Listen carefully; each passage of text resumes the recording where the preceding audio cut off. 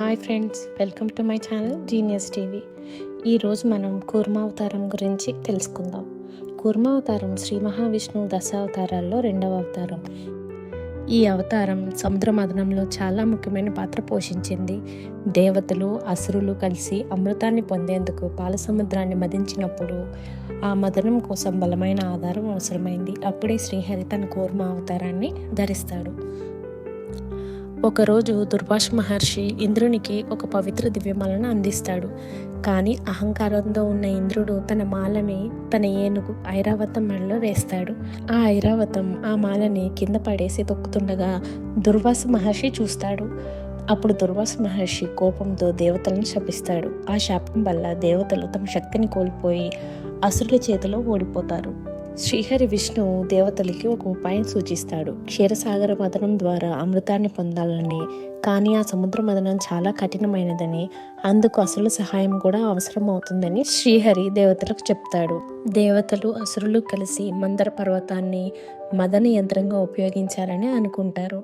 వాసుకి నాగరాజుని తాడుగా వాడాలని నిర్ణయించుకుంటారు. కానీ మందర పర్వతం సముద్రంలో మునిగిపోతుంది.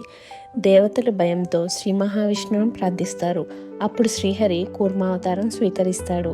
ఒక భారీ తాబేలు రూపంలో సముద్రం అడుగునకు వెళ్ళి ఆ తాబేలు పైన ఈ మందర పర్వతాన్ని ఉంచి క్షీరసాగర మందాన్ని ప్రారంభిస్తారు. దేవతలు అసురులు కలిసి మదనం చేయగా అనేక విశేషాలు వెలువడినాయి. అందులో మొదటిగా హాలాహలం బయటకు వచ్చింది. శివుడు ఆ హాలాహలాన్ని తాగిన వెంటనే అతని కంఠం నీలంగా మారింది. దాని తర్వాత కామధేనువు, దాని తర్వాత పరమశక్తివంతమైన అశ్వము, తర్వాత కౌస్తుభమని, విష్ణువు ధరించే అత్యంత శక్తివంతమైన రత్నం అది. లక్ష్మీదేవి కూడా దాని నుంచే ఉద్భవించింది. క్షీరసాగరం నుంచి వెలిసి శ్రీహరిని వరించింది. తరువాత వరుణ కుంభం అంటే అమృతంతో నిండిన కుండ. అప్పుడు అసురులు అమృతాన్ని లాక్కోవడాన్ని ప్రయత్నించగా శ్రీహరి మోహిని అవతారం స్వీకరిస్తాడు. అందమైన రూపంలో అసురులను మోహపెట్టి అమృతాన్ని దేవతలకు ఇచ్చి వారిని తిరిగి శక్తివంతులుగా మళ్ళీ చేస్తారు. కూర్మావతారం ధైర్యానికి, సహనానికి ప్రతీక. జీవితం కూడా మధురమే. కష్టాలు నష్టాలు తట్టుకొని నడవాలి. మోహం ఆశలను అధిగమించి ధర్మ మార్గంలో నడవాలి అని ఈ కూర్మావతారం మనకి తెలియజేస్తుంది. ఈ అవతారం ద్వారా శ్రీహరి భక్తులకు సహాయం చేసే అనుగ్రహ స్వరూపి అని తెలుస్తుంది. ఈరోజు మనం కూర్మావతారం మహిమను తెలుసుకున్నాం కదా. అంతే ఫ్రెండ్స్ ఇవాళ వీడియో.